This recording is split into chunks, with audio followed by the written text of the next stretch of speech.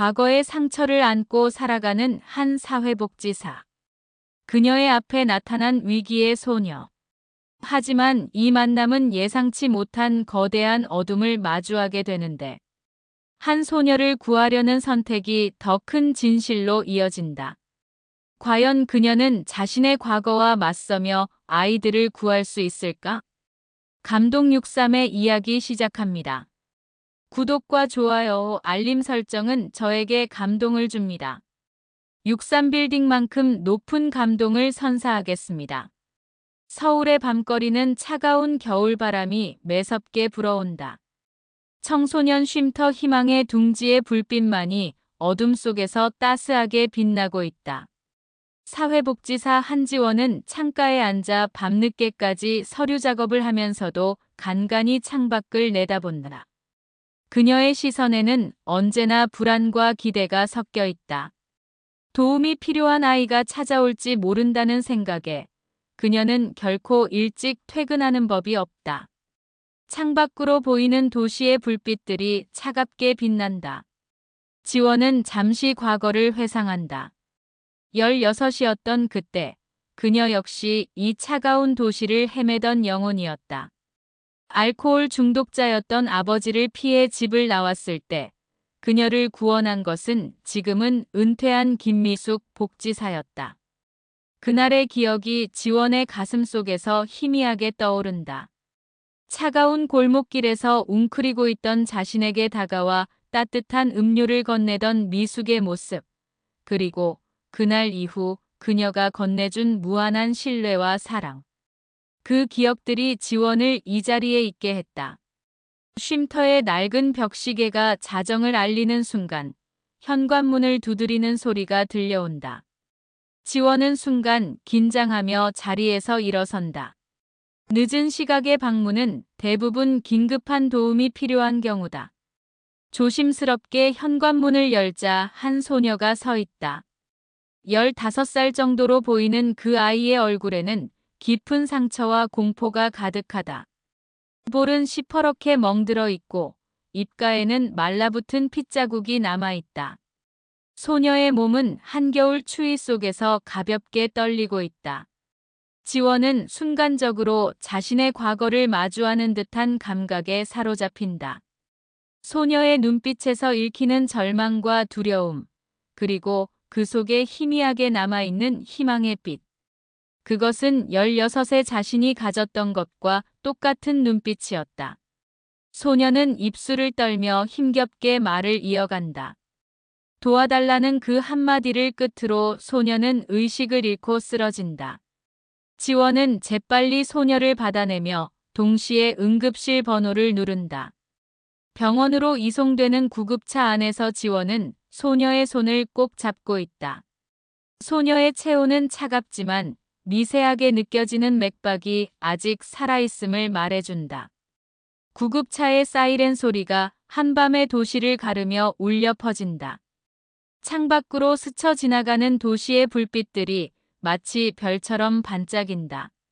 지원은 소녀의 얼굴을 바라보며 마음속으로 다짐한다. 이 아이를 반드시 구하리라는, 그리고 이 아이가 겪은 고통의 진실을 밝혀내리라는 강한 결심이 그녀의 가슴 속에서 타오른다. 응급실에 도착하자 의료진들이 재빠르게 움직인다. 소녀의 상태를 확인하는 동안 지원은 병원 로비에서 초조하게 기다린다. 그녀의 머릿속에는 수많은 의문이 맴돈다. 소녀의 멍든 얼굴, 그리고 그 눈빛 속에 담긴 깊은 공포가 단순한 가정폭력의 흔적이 아님을 직감적으로 알 수 있었다. 더 큰 무언가가, 더 어두운 진실이 이 사건 뒤에 숨어 있을 것이다. 의사가 다가와 소녀의 상태를 설명한다. 다행히 생명에는 지장이 없지만 전신에 걸친 멍과 영양실조, 그리고 심각한 탈진 상태라고 한다. 지원은 그 말을 들으며 주먹을 꽉 쥔다. 이것은 시작에 불과하다. 소녀가 깨어나면 더 많은 이야기를 들을 수 있을 것이다. 그리고 그 이야기는 아마도 지원이 상상했던 것보다 더 깊고 어두운 곳으로 그녀를 이끌 것이다. 병원의 아침이 밝아온다. 창문을 통해 들어오는 희미한 햇살이 하얀 병실을 부드럽게 비춘다. 소녀는 여전히 깊은 잠에 빠져 있다. 지원은 밤새 병실 의자에 앉아 소녀를 지켜보며 잠들지 않았다. 소녀의 얼굴에 남은 멍자국들이 아침 햇살 아래 더욱 선명하게 드러난다. 지원은 그 상처들 하나하나가 품고 있을 이야기에 대해 생각한다. 간호사가 들어와 소녀의 상태를 체크한다. 체온은 정상으로 돌아왔고 영양제 투여로 전반적인 상태도 호전되고 있다고 한다. 지원은 안도의 한숨을 내쉰다. 그때 소녀의 눈꺼풀이 미세하게 움직이기 시작한다. 마침내 그녀가 천천히 눈을 뜬다. 낯선 환경에 놀란 듯 소녀의 동공이 순간 확장된다. 지원은 부드럽게 소녀의 손을 잡는다. 어제의 그 차가웠던 손이 이제는 따뜻하다. 소녀는 한동안 말없이 천장만 바라본다. 그녀의 눈동자에는 복잡한 감정이 교차한다. 두려움, 불안, 그리고 희미한 안도감. 지원은 서두르지 않는다. 트라우마를 겪은 아이들에게는 스스로 말할 수 있는 시간과 공간이 필요하다는 것을 그녀는 잘 알고 있다. 마침내 소녀가 입을 연다. 그녀의 이름은 미래다. 미래의 이야기는 천천히, 그러나 끊임없이 이어진다. 학교에서의 괴롭힘을 견디다 못해 가출을 결심했던 순간부터 SNS에서 만난 언니가 소개해준 안전한 집에 대한 이야기까지. 미래의 목소리는 때로는 떨리고 때로는 흐느낌으로 끊어진다. 지원은 그저 조용히 귀 기울여 듣는다. 미래가 말하는 안전한 집은 결코 안전하지 않았다. 그곳에는 미래처럼 가출한 10여 명의 청소년들이 있었다. 처음에는 따뜻한 숙식과 보호를 제공받는 것 같았다. 하지만 곧 모든 것이 달라졌다. 그들은 온라인 도박 사이트의 작업에 동원되었다. 휴대폰과 신분증을 빼앗긴 채 24시간 감시 아래 놓였다. 도망치려 하면 폭력이 기다리고 있었다. 미래의 얼굴에 남은 멍들은 그 폭력의 증거였다. 지원은 미래의 이야기를 들으며 속으로 분노를 사귄다. 청소년들의 순수한 마음을 이용해 그들을 범죄에 가담시키는 비열한 수법이 그녀의 가슴을 무겁게 짓누른다. 동시에 그녀는 이 사건이 단순한 개인의 문제가 아님을 직감한다. 이는 조직적이고 체계적인 청소년 착취 사건이다. 지원은 조심스럽게 휴대폰을 꺼내 형사인 친구 김도진에게 연락한다. 상황을 간단히 설명하자 도진은 곧바로 병원으로 오겠다고 한다. 지원은 미래를 바라본다. 소녀의 눈에는 여전히 두려움이 가득하지만 이제는 그 속에 작은 희망이 깃들어 있다. 누군가 자신의 이야기를 들어주고 믿어주었다는 사실만으로도 미래는 조금씩 안정을 찾아가고 있다. 창밖으로 겨울 햇살이 더욱 밝아진다. 지원은 이제 시작이라는 것을 안다. 미래의 증언은 빙산의 일각일 뿐이다. 저 햇살 아래 숨겨진 더 많은 진실들, 그리고 도움을 기다리는 더 많은 아이들이 있을 것이다. 병실 문 밖에서 발걸음 소리가 들려온다. 도진이 도착한 것이다. 이제 본격적인 수사가 시작될 것이다. 다음 날, 경찰서 회의실의 공기가 무겁다. 도진은 미래의 증언을 바탕으로 수사 방향을 정리하고 있다. 화이트보드에는 SNS 모집책부터 안전한 집에 가능한 위치까지 단서들이 하나둘 적혀간다. 지원은 회의실 창가에 서서 바깥을 내다본다. 겨울 하늘은 잿빛으로 흐리다. 도진이 던진 위험한 제안이 그녀의 머릿속을 맴돈다. 과거 가출 청소년이었다는 그녀의 이력을 이용해 조직에 잠입하자는 것. 지원의 가슴 한켠이 무겁게 내려앉는다. 16시절의 기억들이 파도처럼 밀려온다. 그때의 두려움, 불안, 그리고 절망감. 시간이 흘러 치유되었다고 생각했던 상처가 다시 욕창처럼 아프게 쑤신다. 하지만 동시에 미래와 같은 처지의 아이들을 떠올린다. 그들에게도 누군가의 도움이 절실하다. 지원은 천천히 고개를 끄덕인다. 도진의 얼굴에 걱정이 스친다. 이것은 분명 위험한 작전이다. 하지만 그들에게는 다른 선택지가 없다. 청소년들을 모집하는 SNS 계정들은 마치 그림자처럼 은밀하게 움직이고 있다. 정면으로는 결코 접근할 수 없는 그들에게 지원은 완벽한 미끼가 될 수 있다. 작전은 즉시 시작된다. 지원은 자신의 SNS 계정을 탈가정 청소년 멘토로 꾸민다. 과거 가출 경험을 바탕으로 한 진정성 있는 글들을 올리기 시작한다. 그녀의 글에는 실제 경험에서 우러나오는 공감과 이해가 담겨 있다. 가출 청소년들의 마음을 달래는 글들, 그들의 아픔을 어루만지는 따뜻한 조언들. 그 진심이 통했는지 팔로워 수가 서서히 늘어간다. 이틀이 지났을 때 첫 접촉이 온다. 세이프하우스 엔젤이라는 계정에서 메시지가 도착한다. 지원의 심장이 빠르게 뛴다. 모니터링을 하고 있던 도진이 그녀의 어깨를 가볍게 두드린다. 이제 시작이다. 메시지의 내용은 교묘했다. 청소년들을 돕고 싶다는 지원의 마음에 호응하면서 은근히 협력을 제안한다. 가출 청소년들에게 안전한 쉼터를 제공하는 일을 함께 하자는 것이다. 지원은 조심스럽게 대화를 이어간다. 그들이 의심하지 않도록 적절한 관심과 열정을 보이면서도 결코 서두르지 않는다. 마치 춤을 추듯 조심스럽게 한 발 한 발 내딛는다. 일주일이 지나고 마침내 직접 만남의 제안이 온다. 도진은 즉시 지원의 안전을 위한 계획을 세운다. 위치 추적기가 담긴 목걸이, 긴급 상황용 특수 단추, 그리고 작은 녹음기까지. 모든 준비가 완벽해야 한다. 만남의 날이 다가온다. 지원은 거울 앞에 선다. 오래된 청바지와 낡은 패딩, 그리고 약간은 지친 듯한 표정. 과거의 자신으로 돌아간 듯한 모습이다. 목걸이를 매만지며 깊은 숨을 내쉰다. 두렵다. 하지만 이것은 그녀만이 할 수 있는 일이다.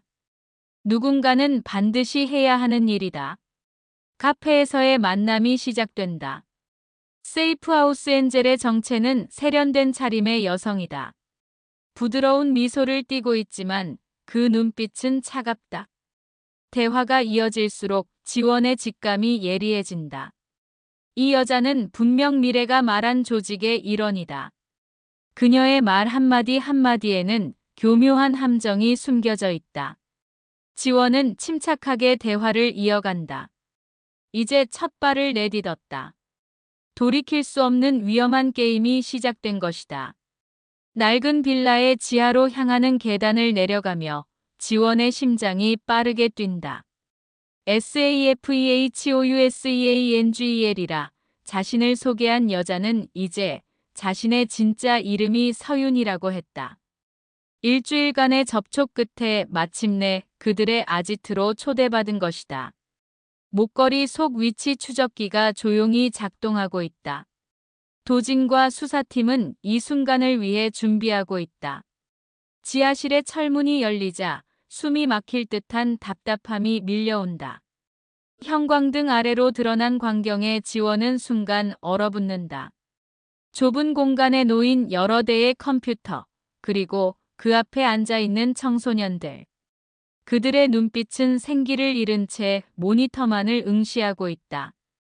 천장 구석에 달린 감시 카메라가 차갑게 빛난다. 윤희는 능숙하게 상황을 설명한다. 온라인 도박 사이트의 고객 응대부터 대출 상담까지 청소년들은 24시간 교대로 작업을 이어간다. 그들의 순수함과 절박함을 이용해 불법 도박의 창구로 활용하는 것이다. 지원은 평정을 가장하며 고개를 끄덕인다. 그러나 그녀의 속은 분노로 들끓고 있다. 구석에서 한 소녀가 지원과 눈이 마주친다. 창백한 얼굴에 깊은 피로가 묻어 있다. 소녀의 눈빛이 무언가를 호소하는 듯하다. 지원은 가슴이 조여온다. 이들은 모두 미래처럼 가정에서 도망쳐 나온 아이들이다. 안전한 보금자리를 찾아 헤매다 이런 함정에 빠진 것이다. 소녀의 모습에서 자신의 과거가 겹쳐 보인다. 윤희는 지원에게 새로운 제안을 한다. 가출 청소년들을 모집하는 일을 돕고 그들을 교육하는 역할을 맡아달라는 것이다. 그들의 조직이 전국적으로 확장되고 있다며 자부심 섞인 목소리로 이야기한다. 지원은 속으로 치밀어 오르는 구역질을 참는다. 그러나 표정은 진지하게 유지한다. 갑자기 위층에서 발소리가 들린다. 평소와 다른 움직임이다. 윤희의 얼굴에 긴장감이 스친다. 지원의 심장이 더욱 빠르게 뛴다. 무언가 잘못되었다. 상황이 예상과 다르게 흘러가고 있다. 윤희가 휴대폰을 꺼내 들며 급하게 전화를 건다. 그녀의 목소리에서 초조함이 묻어난다. 그때였다. 위층에서 갑작스러운 소음이 들리고 이어서 경찰이다. 라는 고함이 울려 퍼진다. 도진이 이끄는 특공대가 진입한 것이다. 윤희의 얼굴이 순식간에 일그러진다. 그녀는 재빨리 뒷문으로 달아나려 하지만 이미 모든 출구는 봉쇄되어 있다. 특공대원들이 지하실로 진입하고 현장은 순식간에 혼돈에 빠진다. 지원은 재빨리 컴퓨터 앞에 있던 청소년들을 모은다. 공포에 질린 아이들을 안심시키며 안전한 곳으로 인도한다. 그들의 떨리는 손을 잡아주며 이제 모든 것이 끝났다고, 안전하다고 속삭인다. 청소년들의 눈에서 눈물이 흘러내린다. 두려움과 안도감이 뒤섞인 눈물이다. 도진은 윤희와 그녀의 동료들을 체포한다. 현장에서 발견된 컴퓨터와 서류들은 모두 증거로 확보된다. 지하실을 빠져나오는 순간 차가운 바깥 공기가 지원의 뺨을 스친다. 하늘은 여전히 흐리지만 그녀의 마음은 이상하게 맑아진다. 오랜 시간 자신을 짓누르던 과거의 무게가 조금은 가벼워진 듯하다. 경찰서 수사본부의 화이트보드가 빼곡하게 채워진다. 윤희의 자백으로 시작된 수사는 예상보다 더 깊은 곳으로 이어지고 있다. 지원은 도진의 옆에서 자료들을 하나하나 읽어내려간다. 그녀의 손이 파일을 넘기는 동안 가슴속에서는 차가운 분노가 끓어오른다. 안전한 집은 서울에만 3곳, 전국적으로는 12곳이 있었다. 각 지점마다 평균 10명의 청소년들이 감금되어 있었다는 사실에 지원의 손이 떨린다. 그들은 체계적으로 움직였다. SNS로 가출 청소년들을 물색하고 그들의 취약점을 파고들어 함정으로 끌어들였다. 처음에는 따뜻한 숙식과 보호를 제공하며 신뢰를 얻었다. 하지만 그것은 잔인한 착취의 시작일 뿐이었다. 온라인 도박 사이트 운영은 빙산의 일각이었다. 보이스피싱 대출 상담, 불법 상품 거래의 중개, 심지어는 성매매까지. 청소년들은 자신들도 모르는 사이에 더 깊은 범죄의 나락으로 빠져들고 있었다. 도진이 들여온 새로운 증거 사진을 보며 지원의 얼굴이 창백해진다. 그곳에는 청소년들의 신분증과 개인정보가 촬영된 사진들, 그리고 그들을 협박하는데 사용된 동영상들이 담겨 있다. 수사본부의 긴장감이 감돈다. 조직의 규모는 상상을 초월한다. 해외 계좌로 연결되는 자금 흐름, 국제적인 범죄 조직과의 연계 정황까지 발견된다. 도진의 얼굴이 굳어진다. 이것은 이제 단순한 청소년 착취 사건이 아니다. 국제적인 범죄 조직의 한국 내 거점을 발견한 것이다. 저녁이 되어서야 지원은 쉼터로 돌아온다. 그곳에는 구출된 청소년들이 임시로 머물고 있다. 그들의 눈빛은 여전히 불안하다. 트라우마는 쉽게 치유되지 않을 것이다. 지원은 한 명 한 명의 얼굴을 바라본다. 그들의 이야기를 들으며 점점 더 큰 그림이 그려진다. 한 소녀가 털어놓은 이야기는 특히 충격적이다. 그들은 처음부터 청소년들의 심리를 파고들도록 훈련받은 전문가들이었다. 가정폭력, 학교폭력, 경제적 어려움 등 각각의 취약점에 맞춰 접근 방식을 달리했다. 마치 사냥감을 노리는 포식자처럼 정교하게 계획된 함정이었다. 밤이 깊어갈수록 새로운 제보가 이어진다. 다른 지역의 경찰들도 유사한 사례들을 보고하기 시작한다. 부산, 대구, 광주. 전국 각지에서 안전한 집의 존재가 확인된다. 지원의 휴대폰이 쉴 새 없이 울린다. 각 지역의 사회복지사들이 도움을 요청해 오는 것이다. 도지는 긴급회의를 소집한다. 전국적인 동시 단속이 필요한 상황이다. 지원은 회의실 창 밖으로 보이는 도시의 불빛들을 바라본다. 저 불빛 아래 얼마나 많은 아이들이 지금도 고통받고 있을까? 그녀의 가슴이 무거워진다. 하지만 이제는 희망이 있다. 그들은 더 이상 혼자가 아니다. 자정이 가까워 올 때 수사본부에 새로운 정보가 들어온다. 조직의 총책으로 추정되는 인물의 행방이 포착된 것이다. 도진의 눈이 빛난다. 이것은 끝이 아닌 시작이다. 더 큰 진실을 향한 여정이 이제부터 시작되는 것이다. 강원도 폐광의 어둠이 깊다. 수색팀의 발소리만이 정막을 깨고 있다. 지원은 특수수사팀의 뒤를 따라 조심스럽게 발걸음을 옮긴다. 조직의 총책이 마지막으로 은신한 곳이 바로 이곳이라는 정보를 입수한 것이다. 차가운 겨울바람이 폐광 입구를 휘감으며 불길한 소리를 낸다. 폐광 내부는 미로와 같다. 녹슨 철제 구조물들이 으스스한 그림자를 만들어낸다. 수색팀의 헤드랜턴 불빛이 어둠을 가르며 앞으로 나아간다. 도진이 손신호를 보낸다. 앞쪽에서 희미한 불빛이 새어나오고 있다. 지원의 심장이 빠르게 뛴다. 10년 전 그녀를 구해준 김미숙 선생님의 모습이 떠오른다. 이제는 그녀가 다른 아이들을 구해야 할 차례다. 갑자기 멀리서 들려오는 소리에 모두가 긴장한다. 아이들의 흐느낌 소리다. 수색팀이 신속하게 움직인다. 불빛이 새어나오는 갱도로 접근하자 충격적인 광경이 펼쳐진다. 임시로 설치된 컴퓨터 작업장, 그리고 그 안에서 일하고 있는 20명 가까운 청소년들. 이곳이 그들의 최후 거점이었다. 순간 총성이 울린다. 어둠 속에서 검은 형체들이 나타난다. 조직의 무장 경비원들이다. 수색팀과 경비원들 사이에 총격전이 벌어진다. 지원은 재빨리 청소년들을 모아 안전한 곳으로 대피시키기 시작한다. 공포에 질린 아이들의 손을 잡고 어둠 속을 헤쳐나간다. 그들의 떨리는 손에서 전해지는 온기가 지원의 가슴을 저리게 한다. 격렬한 교전 끝에 경찰 특수팀이 상황을 장악한다. 조직의 총책을 포함한 주요 인물들이 체포된다. 갱도 안에서는 충격적인 증거물들이 발견된다. 국제범죄 조직과의 거래 내역, 해외 송금 기록, 그리고 아직 실행되지 않은 새로운 범죄 계획들. 이 모든 것들이 수년간 이어져 온 그들의 악행을 증명하고 있다.